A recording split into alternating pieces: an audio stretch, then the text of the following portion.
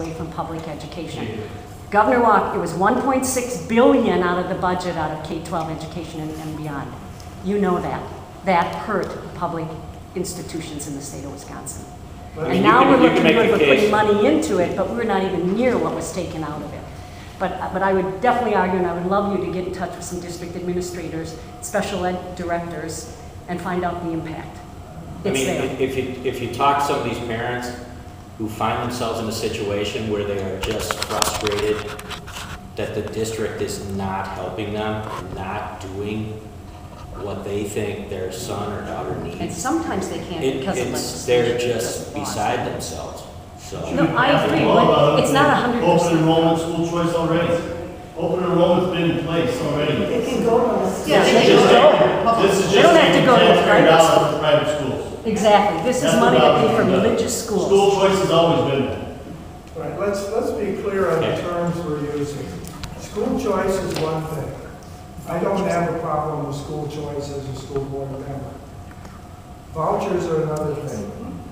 The expansion statewide, I believe the figure is like 70% of the new enrollees in vouchers statewide already attended private schools. Mm-hmm. Yes. So the voucher system that is being expanded statewide is not serving the purpose it was originally intended for. It's paying for private education. And I do not believe that it is right to use public funds to fund particularly religious education. And I don't think it should be used for private education. If they want to go there, fine. But school choice is one thing, vouchers is a totally different thing. And the accountability, Money came out of public the accountability piece with the report cards, when will that be happening with the private schools? we have a report card. Not the same level. Yeah. Sure we do. They're not being published the same way. Yeah, as a matter of fact, I'm kind of alarmed that we've kind of gone as far as we have, because in many instances, I mean, you need that type of flexibility. If they have the same constraints that exist within the public system, a lot of these parents are going to once again say, you know, wait a minute, this isn't what I wanted. What I wanted was flexibility to build an educational plan for my son or daughter that makes sense for them. That's what they want. Then shouldn't we be building that into the public education system with the funds, rather than just sending them to a different school with the money that goes in the public? You then have higher class numbers with the teachers that are there because there's not money, so the kids that are not moving are not getting the same amount of attention that they had before. I mean, I think You deal with the problem by sending, why not support the public school system to make them better, rather than taking individual children, many of which are already going to those broken schools, but whatever, help getting them to another school, help the school that needs the help, address the issue with the parent in the school, connect the school administrators and the teachers with the parents to work harder to meet that particular child's needs, rather than taking money out of a system that's already hurting, desperately with funds. Sarah Free? Right Sarah, here. yes. I'm here to voice my concerns about redistricting. I still think it's unfair. I think it being held up in court until, 2020 now? No, it's on its way to the U.S. Supreme Court right now. The lawsuit that was filed in the Western District will make its way it's the way the judicial system works. There's no appellate level. So it's a new matrix that's trying to be, they're challenging under a new matrix that says, basically under redistricting, that you have districts that are uneven. But per the Constitution, it's the legislative branch's responsibility to be able to draw these maps. So we're going to see where this goes with the U.S. Supreme Court, and then based on that, we've got another census that will start in 2020, and then based on that census, we have the responsibility again to draw maps, no matter who's in charge. So you're going to redraw the maps again after the Democrats would take over and totally reverse the districts to favor them? I would fully support Senator Schilling redrawing the maps if the Democrats have the majority going into that cycle. So After the 2020 census comes out. In the past, it was not controversial because the courts had drawn them because of split legislatures. So, I mean, the problem is if the courts want to get in, if that branch of government wants to get into business of drawing legislative maps across the entire nation, they're not capable, and they certainly don't have the ability to do it. So, I understand Iowa. or responsibility. I understand Iowa has a very bipartisan system that works quite well. Why don't we go with something like that? Because Wisconsin's not Iowa, as you know, and they don't have the diversity, and certainly they don't have the same need for contiguous districts the way that we have been drawing them and have been forced to draw them. And they don't have the minority populations that we have in Wisconsin. Now, I will say, I mean, yeah, there's a lot of talk about, doing some nonpartisan commission. So last time Iowa drew them, they didn't like the map, so the legislature sent it back and said do it again. And then they did it a second time, and then they passed that. But I'd say, it's per the Constitution, it's our responsibility. I think we're taking it seriously. We know that we're under the Voters' Rights Act. We know we're under federal law. And, that's why it's making its way up now, because Judge Crabb in the Western District said we think there's some type of new standard that could be set. According to the attorneys, they believe it is just way out there, and that it still falls on the legislature to draw these maps. So we'll see. But they should draw them fairly. So, well, in my instance, we just won a seat in Stevens Point.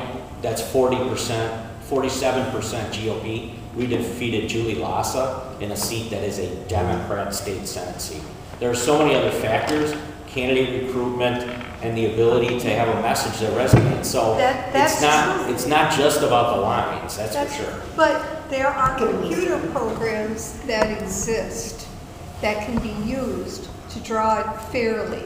So you don't have these districts that We look don't like have this. those in Wisconsin. Check Marshfield, Wisconsin. Just check our legislative districts. I mean, when we drew those, and they've already withstood one federal challenge with a 3-judge panel in Milwaukee, making us move one line on an assembly seat, not even on a Senate seat, in the inner city of Milwaukee to try and develop a more Hispanic assembly seat.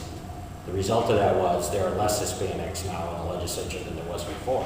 So even judges have messed this up. I think this is not just Wisconsin. The case moving forward, there's 30 states right now that have joined our lawsuit on an amicus brief to see whether or not this new standard is going to hold. But I think a lot of us are concerned in legislatures, and not in a partisan way. Speaker Madigan in Illinois, he will protect his majority, down to the end. Well, that's true. And it's not gerrymandered in that fashion. I agree with you that You there still are, have to decide who's in charge. Yeah, I agree with you that there are also Democratic governors or Democratic-controlled states that do the same thing. But I do think that it's got to be a more fair system for everybody, no matter what your state's partisan basis is. I still have some slips here. Carol Keel, Teresa. Carol? She left, okay. Stuart Wellnitz, Mayville? Yes, sir. Well, both of my issues have been discussed quite thoroughly already this afternoon. Okay. But my number one issue was getting back to Julie Strobel and school referendums. Now, these two gentlemen here, they're on the Mayville School Board, and we just went through the referendum for the Mayville School District. And what concerns me is, when you have these referendums, I don't believe there's really anything taken into consideration as far as the tax base is concerned. And I live in a little township of Leroy, and based off of this referendum that just passed by 13 votes, my school taxes are going to go up $450. Now, my wife was a school teacher for 30 years in the district, and I understand we're willing to pay back into the district. But at $450, and now we're retired living on a fixed income, somehow there's got to be something at the legislature to look at such as what Dewey Strobel was maybe pertaining to or coming up with is there a way to look at what the income is in the districts and things like that? Because I went to all the meetings and the committee meetings and everything, and at one time we ended up with a $24.5 million referendum. We were up to almost $50 million. Can you imagine what that would have done to my tax bill? And this is where I somewhat agree with Governor Walker that, you know, he's been trying to reduce our taxes because we were a highly taxed state here in this country. And now we get $450 on my school taxes. Now you're talking, now it gets into the other issue with the road builders and road construction, a gas tax here, gas tax there. When I travel around the country, I go to North Dakota, I go to Oklahoma, Nebraska, I can get you on dirt roads in a lot of these places in 15 minutes from a major city. I live out in Leroy, I get maybe a county Trump H, 30 cars a day up and down that road, okay? It's not in the best of shape, but you know what? I can live with it. I don't see why we have to have all these little township roads paved as well as they are. So those were the two issues I just wanted to give you a little feedback. When it comes to taxes and keeping taxes down, I'm in favor of that. But these school referendums, I think Dewey Strobel is on the right track. I know it doesn't have a lot of traction, but I think if you could take a look at how to do this a little bit, it might help those of us that are retired and you know, my wife and I, we saved 30 years to buy a house, and now, you know, a situation like you said, you get taxed out of your own home when you're retired. So that's my concern. Yeah, sure. Okay. Thank you very much for coming today. Thank you. Jerry Tribute. Jerry. Yeah. I'm on the Oregon School Board, and I just wanted to echo what Annette said about the being in favor of the governor's proposal as it pertains to education funding, as well as Jim and Dick. But going back to redistricting, Right. I would like to see the state of Wisconsin take a harder look at what's going on in Iowa. It's been in effect since, I think, 1981. I understand that the districts are more competitive there. They tend to have more turnover there. What you said earlier about having good candidates that you know, have a message that resonates with the voters, I get that. Maybe the Republicans have done that, but my understanding of the basis. Let me interrupt you for 1 second. The Democrats have done a dismal job of running elections in Wisconsin. And I'm just saying, it's reality. That's a very partisan thing to say, Scott. Let me finish. It is, because Jen Schilling, if she was sitting right here, I'd tell her, they have done a terrible job of recruiting good, strong candidates. And as a result of that, they're not financed well and they don't have messages. So a lot of times we have won seats, and I sit back on election day and say, oh my gosh, we just picked up another seat on the Democrats, which is very hard to believe, but it's a reality of what's going on in Wisconsin right now. So, Yeah, that may be where we're at right now. Yeah. And eventually the pendulum is going to swing, potentially. It may or may not, but let's get the redistricting out of the control of the legislature. Get a commission similar to what Iowa has. but I would argue, who would appoint that commission? And how Well, would the way it's done in Iowa, as I understand it, is the legislature gets to pick 4 of the candidates. they do, Two each, and there's supposed to be an independent commissioner. which brings the partisanship back into that commission. And I would It's say not as again, partisan as it is having it in the legislature, though. we are not Iowa. Iowa is a big square with very little diversity. But there's nothing We are not. wrong with looking at how somebody else is doing it No. to provide I'm a not- more effective result. I'm not saying that. I'm just saying the reality is it sounds like a simple fix.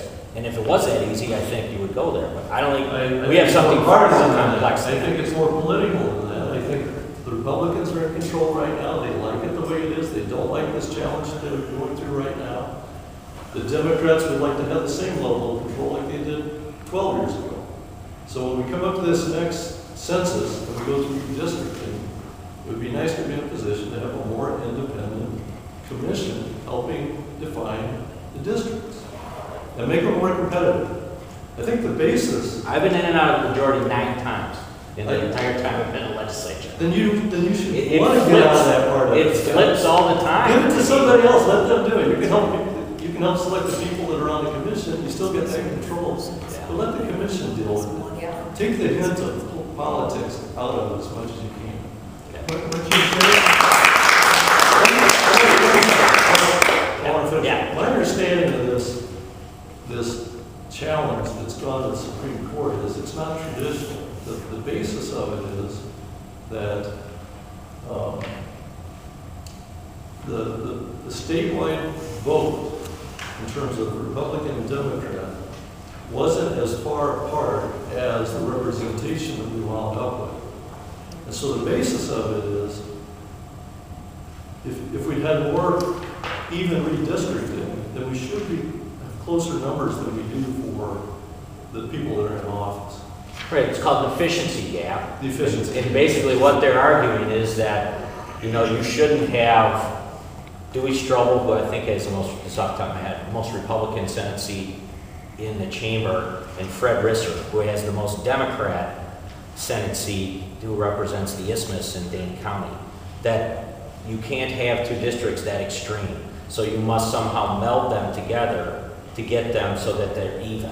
Well, if you talk to anybody who's drawn maps or done redistricting, that is almost impossible to do. It is impossible. It's impossible. So we're shooting for something right now, developed and argued in front of a 3-judge panel in Wisconsin, that is going to make its way to the U.S. Supreme Court. And the U.S. Supreme Court is going to have to decide whether or not this thing is real or whether or not it's a bunch of hooey and they simply throw the thing out. We don't know yet. We really don't know where we're at. But even if they don't throw it out, my argument is I think it's the right thing to do to get it out in the hands of the people that benefit the most from it. Give it to an independent commission. Just so you know, it's in the Constitution too. Yeah, You have to the change the state Constitution is controlled by constitution. the legislature. Well, people get nervous when you talk about changing the Constitution. So, You did it with But vouchers. how many states have done that though? How many states have? not every state has had it as part of their Constitution, but in Wisconsin, it's always served us well, I would argue. Right. And Democrats had control for 40 years in Wisconsin. So. And I'm not saying it was any better then. No. I'm just saying, can we not move to a better solution? Gotcha. And to this gentleman's comment about revenue limits and concerns about, was brought up earlier about local control. And I've had this conversation with Mark Warren also. For a party that prides itself on local control, since Act 10, it's been pretty invasive into local control. The QEO is gone now. The state doesn't contribute 2/3 of the school funding anymore. I think it's time for revenue limits to go away as well. Let the people at the local level, if you don't like the way the Mayville referendum came out, then get some people to run for that school board that won't let that kind of referendum come forward next time. Put it back to the people in the districts that have control. You shouldn't have to go to referendums. People should just be able to go to the polls and say, you shouldn't have passed that last referendum, and we'll vote you out.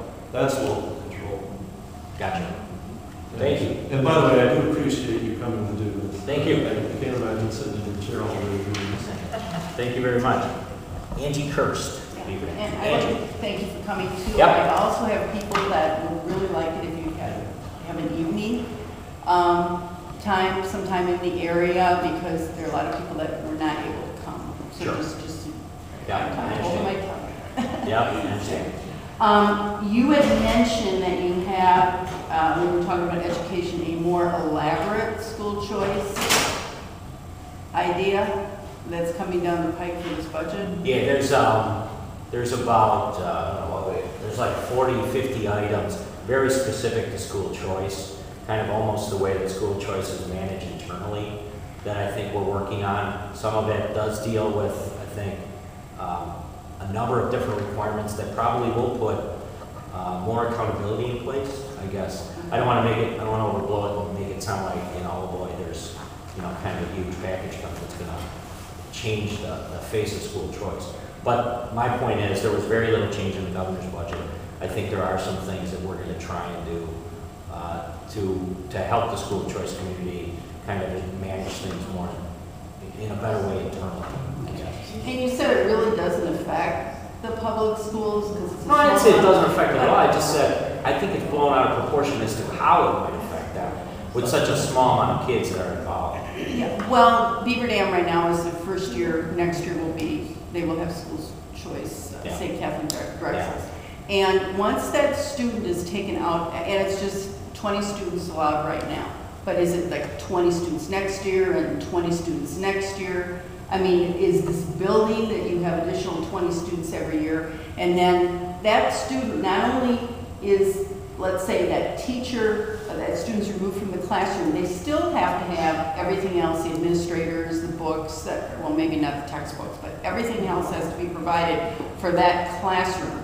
So they're essentially paying the same amount of money, plus they're giving actually more money because there's more money given to the state in this new budget for your voucher school students. They're giving like $1,000 to $1,700 more per student in the new budget than the public school students. So that money so it's kind of like double dipping for that local, for Beaver Dam. You know, you lose the money plus you're giving money, okay? And so to me, that adds up to a lot more for a system that has not been proven to be better I mean, you have a few, there was one done by Eisenberg, who is a conservative group, that felt that the Milwaukee School District was doing better in some areas in graduation rates, but then that could have been relatively skewed. But most data on research does not say that they're doing any better. And actually, Milwaukee, you know, you have this huge difference between the performance of your minorities and that could be because of school choice. I mean, did you ever think of that we have the worst disparity among multicultural students and other students? That could be possibly because of 20 years of that. Yeah. That could be causing that. No, I mean. Did you ever think of that? What I think about is that there's a private school system, whether is affiliated with some religious mission or not, and that it's been part of Wisconsin's educational system for many, many years. And I think there's a lot of legislators that still believe that, you know, if the public school system had to absorb that, they would have a very difficult time. Well, now, I mean, but I If think you had to take all the kids from St. back. Catherine Drexel and move them into the Beaver Dam public school system next week. So I would hope that there's a give and take. And strategy. I think there needs to be, I mean, your private schools, there's a wonderful private schools, St. Catherine Drexel is a wonderful school. I'm just saying that they shouldn't be taking money and they shouldn't be getting more money. I mean, what is the reasoning giving the state giving more money to private school students as the public school? I don't understand even the reasoning behind that. So because the parents feel that the Beaver Dam School District, or whatever district it might be, is not fulfilling the needs of that child.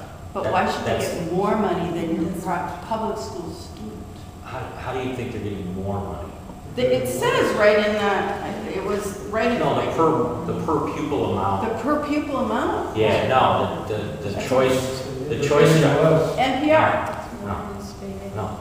No, the per pupil amount that follows the child to the choice school is far less than what the per pupil amount would be for every kid that's in that district, in the Beaver Dam district. So It says it's right- got to be the same here. Again, you're talking Yeah. choice compared to vouchers. It is not the same thing. No, it's not the same thing. No. So, yeah. Hey, let me just say this too. I mean, the amount of time we spent talking about school choice today, and the gorilla in the room is open enrollment and the declining enrollment of small districts. That is what we should be debating and discussing right now, because that is what is having a direct impact on the schools of Dodge County. I mean, we've got so many small schools right now where there's a redundancy on transportation, a redundancy on administration, and everything that's happening at the top of that district. And we went through probably the biggest discussion or debate in the entire state with the consideration of consolidating both Mayville and Oregon. And at the end of the day, you had two superintendents pushing very hard to get there, but it was rejected. It was rejected, you know, for whatever reasons, including probably debt level, was the big one. But I mean, that's the discussion that should be going on in Wisconsin as we continue to see less and less resources available for schools. And in Wisconsin, in this budget, we're still going to be close to 50% of all money in this budget going to education, which is a huge investment.